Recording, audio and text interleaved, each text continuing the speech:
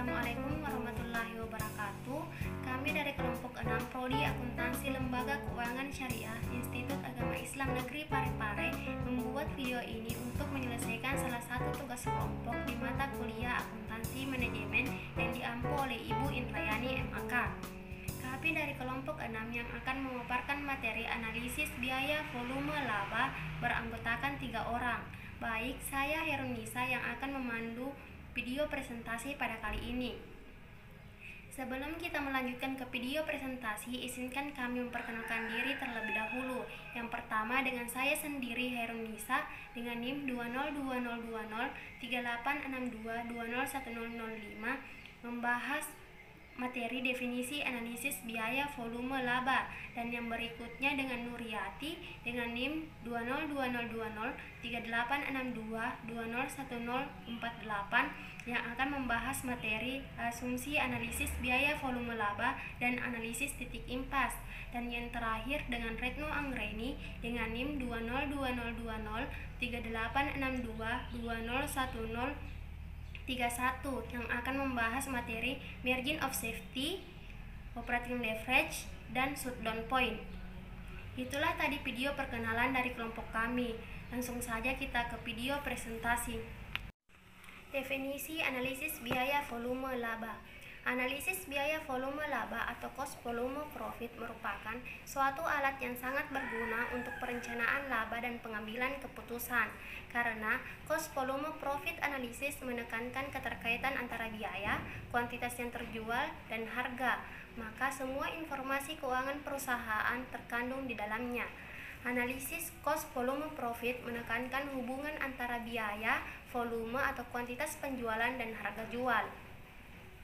Analisis ini dapat membantu perencanaan laba jangka pendek yang dapat memecahkan permasalahan seperti berikut ini. Yang pertama, untuk mengetahui pengaruh perubahan biaya variabel dan tetap terhadap laba. Kedua, menentukan besarnya kapasitas produksi yang harus dijual agar tidak mengalami kerugian. Dan yang ketiga, mengetahui besarnya tambahan laba jika penjualan produk.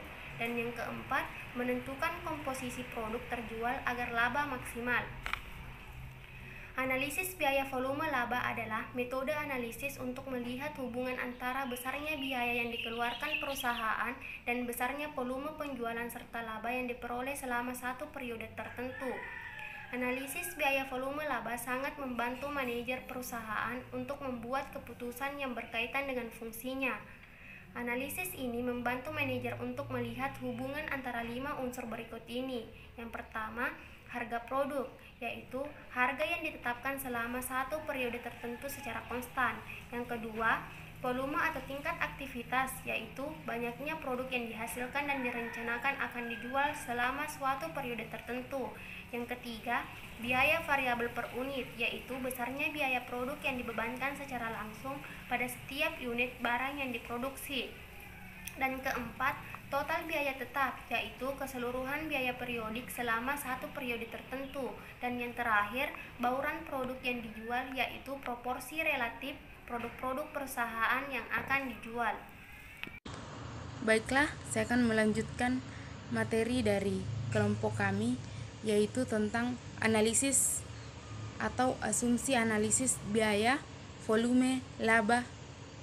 Analisis biaya volume laba memiliki asumsi harga jual konstan. Unit yang digunakan adalah unit yang terjual serta melakukan klasifikasi biaya menjadi biaya tetap dan biaya variabel terlebih dahulu. Menurut Christina dan kawan-kawan, ada beberapa asumsi dasar yang digunakan dalam menganalisis biaya volume laba, yaitu yang pertama, harga jual konstan dalam cakupan yang relevan. Yang kedua, biaya bersifat linear dalam rentang cakupan yang relevan dan dapat dibagi secara akurat ke dalam elemen biaya tetap dan biaya variabel. Yang ketiga, dalam perusahaan dagang multiproduk, bauran penjualan tetap. Yang keempat, dalam perusahaan manufaktur, persediaan tidak mengalami perubahan. Unit yang diproduksi sama dengan unit yang terjual. Baiklah, saya akan melanjutkan materi tentang analisis titik impas atau titik impas atau break even point. Break-even point adalah suatu keadaan di mana perusahaan dalam kondisi tidak mendapatkan laba atau tidak menderita rugi. Dengan kata lain, titik impas adalah keadaan di mana total pendapatan sama dengan total biaya atau laba sama dengan nol. Laba bersih akan diperoleh bila mana volume penjualan berada di atas titik impas, sedangkan rugi bersih akan diderita seandainya volume penjualan berposisi di bawah titik impas. Tujuan analisis titik impas adalah untuk mencari tingkat aktivitas di mana pendapatan dari hasil penjualan sama dengan jumlah semua biaya variabel dan biaya tetapnya. A. Pendekatan persamaan. Dalam analisis biaya, kualitas, dan laba, hal yang harus diperhatikan adalah biaya harus dapat diklasifikasikan ke dalam biaya tetap dan biaya variabel. Laba dapat ditentukan dengan persamaan berikut. Laba sama dengan penjualan dikurang biaya variabel dikurang biaya tetap, atau penjualan sama dengan biaya variabel ditambah biaya tetap sama dengan laba. Pada titik impas, laba adalah nol. Dengan demikian, titik impas dapat dihitung dengan menemukan titik di mana penjualan sama dengan total biaya variabel dan biaya tetap. Yang selanjutnya B. Pendekatan contribution margin atau contribution margin merupakan selisih antara hasil penjualan dan seluruh komponen biaya variabel atau produksi, administrasi, dan penjualan. Apabila kontribusi margin positif menunjukkan bahwa hasil penjualan dapat digunakan untuk menutupi seluruh biaya variabel dan seluruh atau sebagian biaya tetap, maka kelebihannya adalah laba yang diperoleh dengan mengetahui besarnya kontribusi margin per unit.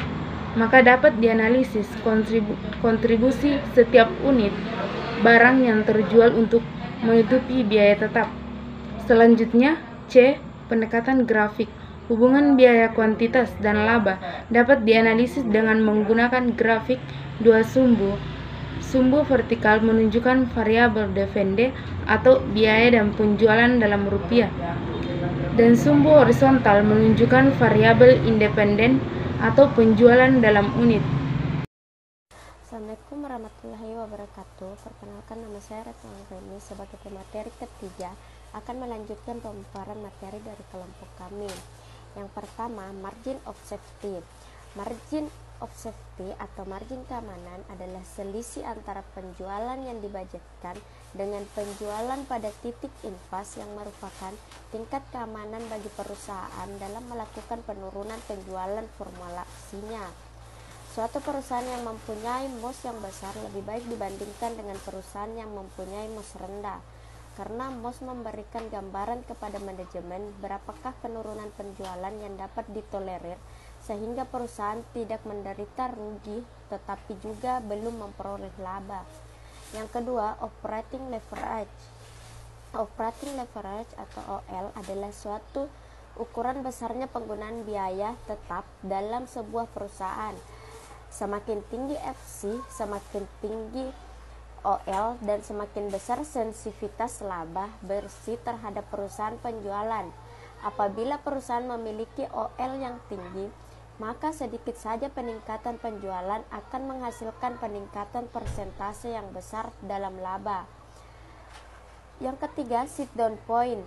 Titik penjualan usaha atau sit down point merupakan suatu titik pada break-even chart yang menunjukkan bahwa besarnya total penjualan yang diperoleh perusahaan adalah sama besarnya dengan penjualan total biaya tunai yang dikeluarkan perusahaan.